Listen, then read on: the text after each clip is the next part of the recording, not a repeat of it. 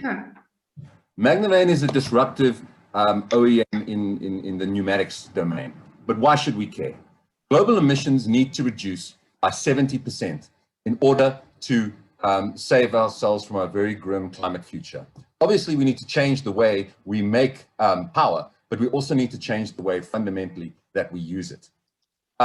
If what you can see in front of you is an air motor, very quickly to explain it to you, compressed air comes in the top, it spins this rotor and it creates work. Those things that are going out against the side are called vanes. Normally in a normal motor, they just go out using centrifugal force. But we put in incredibly powerful rare earth magnets in this inside this motor to supercharge it. Essentially what that allows us to do is reduce half of the ongoing energy consumption of this motor. As you can see, the motors are cheap, but the ongoing cost is incredibly expensive. So this makes sense. But why again should we care? Because pneumatics consumes 10% of all industrial electricity, a massive amount of electricity. What you can simply do is take a normal pneumatic application, replace it with a Magnevane application, and it reduces the energy intensity by 50%. It's a big saving. To give you context, if we were to scale our technology to every single possible application within pneumatics, we could remove 350 coal-fired power stations from the world. Now, what's interesting about Magnevane is while we make equipment, we're actually an IP and a technology company. We have 4 patents that we've patented in 83 countries. We have another 10 that we're entering into the patent process now. And we're really going to make our money in the long run from OEM partnerships, royalty agreements, and licensing agreements. If you look at the size of these markets, what we've already productized, these motors over here, which we have the best motor in the world, that market is an 8.8 billion euro TAM. If you extend it to the equipment that those motors are used in, it goes to a 27 billion euro TAM. Of the equipment that we already have working prototypes on in our R&D offices, we can take that TAM to almost $100 billion. In seed funding, we registered our patents in 2018. In Series A, we bought a precision manufacturing facility in northern Portugal. In 2021, we started making our first products, including motors, chainsaws, and pneumatic pumps. This is a very attractive investment, especially in heavy infrastructure, because we can quickly monetize, because it's an immediate retrofit. You can use, we cost the same to manufacture. You can use the existing distribution and service networks and channels, and we've got this really strong regulatory tailwind coming in from efficiency. In the money that we would use it to increase our R&D, to launch new products. We'd scale our facilities and into new markets, and we would uplift the sales team. We have a supported patent valuation by Clark Monet of 360 million euro, and we know that as the efficiency megatrend takes hold, Magnevane can make a massive difference immediately. Thank you. Thank you very much, Gareth. Any questions? How much are you raising?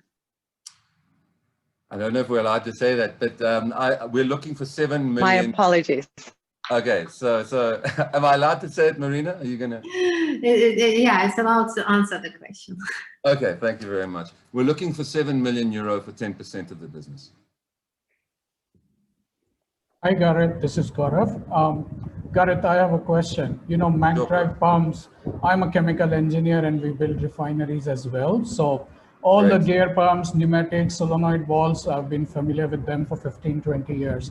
So many Magnevane pumps are available out there.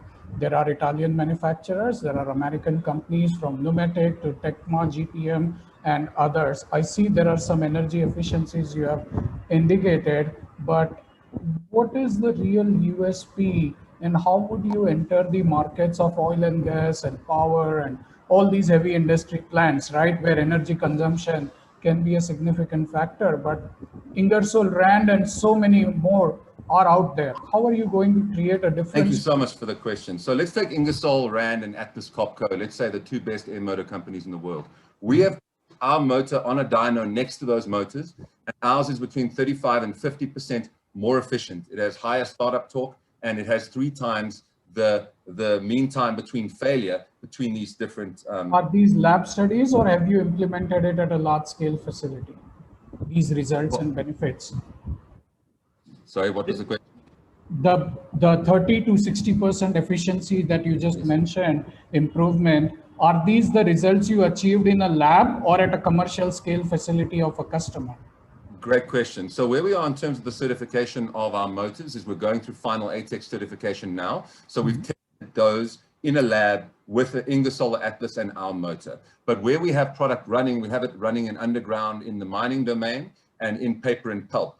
Those have been proven in those particular domains. So we've proven it in mining and paper and pulp, and we've proven it in the lab, but obviously not in all the domains like oil and gas, for example, where the biggest opportunity is. We need our ATEX certification to be ready before we can go and tackle those opportunities. One last question, Gareth, over here.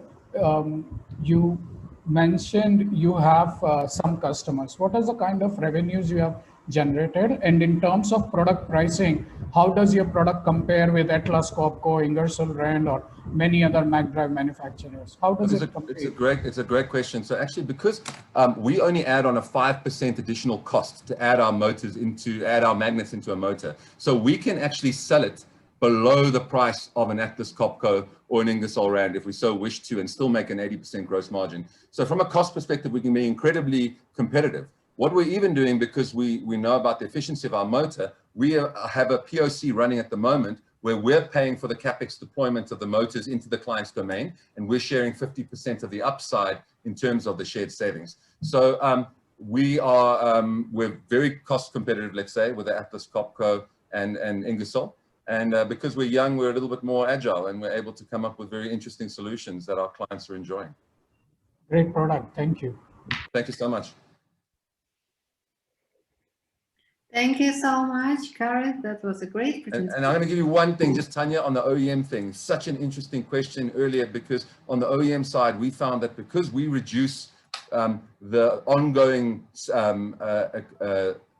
spares, we've had a bit of challenge getting into the OEMs. But now, as we're starting to displace them in the market, we're having a huge amount of interest. So even though you can go first to the OEMs, you often have to prove your product and create a little bit of a market anxiety, if you want to put it that way. So that's our approach anyway.